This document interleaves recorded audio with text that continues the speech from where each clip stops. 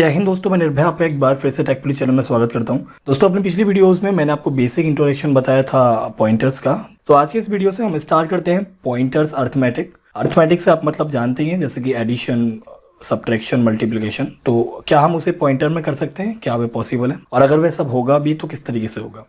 तो दोस्तों, आज की इस वीडियो को स्टार्ट करने से पहले मैं आपको कहूंगा कि अगर आप इस चैनल पर पहली बार आए हैं या फिर इस वीडियो को पहली बार देख रहे हैं तो कृपया इस चैनल को सब्सक्राइब कर दीजिए, क्योंकि मैं समय समय पर आपके लिए ऐसी ही वीडियोस लाता रहता हूं। तो दोस्तों, बिना किसी समय बर्बादी के अब वीडियो स्टार्ट करते हैं। दोस्तों, सबसे पहली बात तो ये आती है कि पॉइंटर्स में हमारे हर तरीके की कैलकुलेशन पॉसिबल नहीं है। यानी कि पॉइंटर्स अर्थमेटिक की अगर मैं बात करता हूं तो सारे ऑपरेशन इसमें पॉसिबल नहीं है। अगर हम किसी पॉइंटर के अंदर इंटीजर जोड़ना चाहते हैं या फिर उसे इंक्रीमेंट ऑपरेशन लगाना चाहते हैं तो वह हम कर सकते हैं। दूसरा ऑप्शन आता है subtraction of N integer from A pointer and decrement operation. इसी तरीके से अगर हम एक पॉइंटर में से कुछ घटाना चाहते हैं, उसको डिक्रीमेंट करना चाहते हैं, उसमें ऑपरेशन लगाना चाहते हैं डिक्रीमेंट का, तो वो भी हम कर सकते हैं। तीसरा आता है subtraction of A pointer from another pointer of same type. अगर दो सेम टाइप के हमारे पास पॉइंटर हैं तो हम एक पॉइंटर में से दूसरा पॉइंटर माइनस कर सकते हैं। तो अगर मैं बात करूँ, अगर मेरे पास एक इंटीजर बेस टाइप का एक पॉइंटर है जिसका नाम पी है, P for pointer, I for integer type, तो कोई भी वेरिएबल नेम आप ले सकते हैं, आपको पता ही है। तो ये इंटीजर टाइप का हमारे पास, इंटीजर बेस टाइप का हमारे पास एक पॉइंटर है। तो अगर मैं इसमें इंक्रीमेंट ऑपरेशन लगाऊं, जैसा कि मैंने आपको बताया कि हम पॉइंटर में अगर कोई नंबर जोड़े या उसमें इंक्रीमेंट ऑपरेशन लगाए तो क्या आएगा। तो सपोज कीजिए इस पॉइंटर के अंदर कोई वेरिएबल का एड्रेस है, तो उस वेरिएबल को भी हम यहाँ डिक्लेयर कर देते हैं। इंटीजर टाइप का ए नाम का वेरिएबल ले लिया, ठीक है, और इसको मैं इनिशियलाइज भी कर देता हूँ 5 से। तो अगर इस पॉइंटर के अंदर हमारा कोई एड्रेस है वेरिएबल का, जो कि हमारा ए है, तो अगर हम इस पॉइंटर पर कोई नंबर जोड़ते हैं या फिर इसमें इंक्रीमेंट ऑपरेशन लगाते हैं तो क्या फ़र्क पड़ता है। तो सपोज कीजिए ए का जो एड्रेस है वो आपका 100 है। जो ए जिस लोकेशन पर है, जो मेमोरी ए ने कंज्यूम की हुई है, उसका जो एड्रेस है वो 100 है, और जो पी आई पॉइंटर के अंदर पड़ा हुआ है उसमें होल्ड किया हुआ है। तो अगर हम पी आई पर ऑपरेशन लगाते हैं इंक्रीमेंट का, इंक्रीमेंट समझ रहे हैं, प्लस प्लस का, तो इंक्रीमेंटिंग में ऑपरेशन उसमें लगाता हूं तो इंटीजर बेस टाइप, जो इंटीजर डाटा टाइप है, उसका जो बाइट साइज होता है वो क्या होता है। तो 16 बिट के कंपाइलर जैसे कि टर्बो C++ में हमारा इंटीजर का साइज होता है 2 बाइट, और जैसे कि मेरा है GCC कंपाइलर, उसमें हमारा इंटीजर का जो साइज होता है वो होता है हमारा 4 बाइट। तो अगर हम इसमें इंक्रीमेंट लगाएंगे तो आपके हिसाब से, जैसे कि आपने पढ़ा था कि अगर हम लिखते हैं ए की वैल्यू 5 है और हम लिखते हैं A++, तो वैल्यू हो जाती है 6, एक बढ़ जाता है। प्लस प्लस का मतलब होता है एक बढ़ जाता है। तो ऐसे ही जब हम पॉइंटर को बढ़ाएंगे, ठीक है, तो उसमें एक नहीं बढ़ेगा, उसमें उतना बढ़ेगा जितने का वो डाटा टाइप होगा। तो इंटीजर टाइप का एड्रेस उसके अंदर है, ठीक है, पी आई इंटीजर टाइप का आपका पॉइंटर है, इंटीजर टाइप का आपका एड्रेस है, ठीक है, तो वह उसके साइज के हिसाब से बढ़ाएगा। यानी कि अगर इंटीजर का साइज इसमें 4 है तो ये करेगा 100 + 4 = 104। तो जो नेक्स्ट साइज होगा इंक्रीमेंट पर वह होगा इसका 104।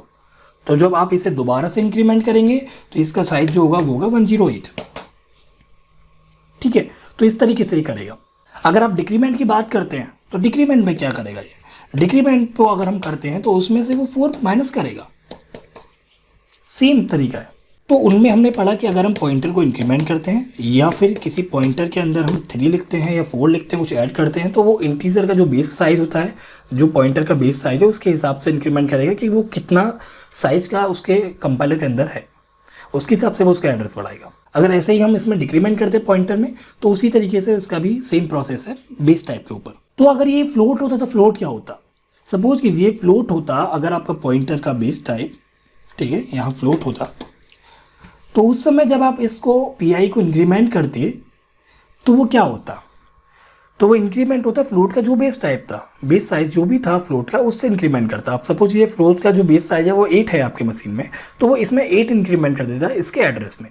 अगर मैं इस नीचे वाले की बात करूं और मेरा जो पी आई है उसका बेस टाइप फ्लोट है और उसमें मैं 3 ऐड करना चाहता हूँ, 3 ऐड करना चाहता हूँ, तो उस तरीके से अगर पी आई का जो एड्रेस था, पी आई के जो अंदर एड्रेस था वो था आपका 100, तो उस समय ये क्या करेगा कि 100 + 3 इंटू जो साइज होगा फ्लोट का, जो फ्लोट का साइज है आपने मान लिया 8 है, तो वो उस तरीके से जितना भी ये बनेगा उसे कैलकुलेट करके उसको बताएगा कि अब जो नया एड्रेस होगा आपके पॉइंटर के अंदर वो ये होगा।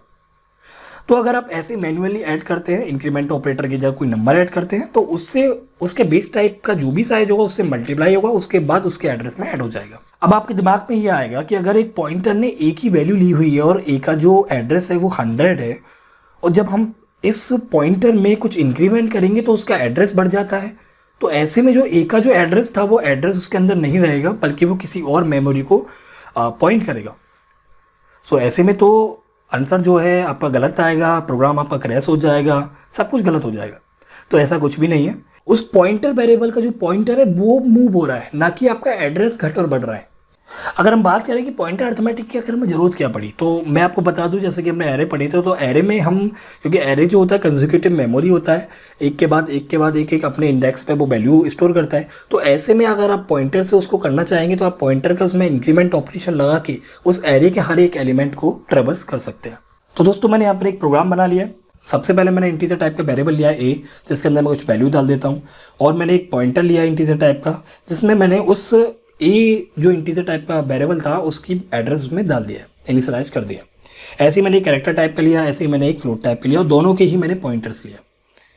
तो अब मैं बताता हूँ आपकी जो वैल्यू है पी आई की, वो बराबर होती है एड्रेस ए के, जो मैंने आपको पहले बताया था इससे पहले वाले एग्जाम्पल में, वीडियो में। तो जब हम इसको इंक्रीमेंट करते हैं, जैसे P I plus plus, P C plus plus, P F plus plus, तो वे आप देखिएगा जब मैं इसको कंपाइल करता हूँ तो इसका आंसर जो है वो उसकी बेस टाइप के हिसाब से चेंज हो रहा है। समझ रहे? तो इस तरीके से आपका अर्थमेटिक काम करता है। तो दोस्तों आज की इस वीडियो में सिर्फ इतना ही। आशा करता हूँ आपको ये वीडियो पसंद आई होगी। अगर इस वीडियो से रिगार्डिंग कोई प्रॉब्लम है, पॉइंटर से रिगार्डिंग कोई प्रॉब्लम है, तो आप मुझे बता सकते हैं, कमेंट कर सकते हैं। तो दोस्तों अगर ये वीडियो पसंद आए तो कृपया इस वीडियो को लाइक करें, शेयर करें अपने दोस्तों के साथ। चैनल पर नए हैं तो कृपया इस चैनल को सब्सक्राइब करें। दोस्तों वीडियो देखने के लिए धन्यवाद।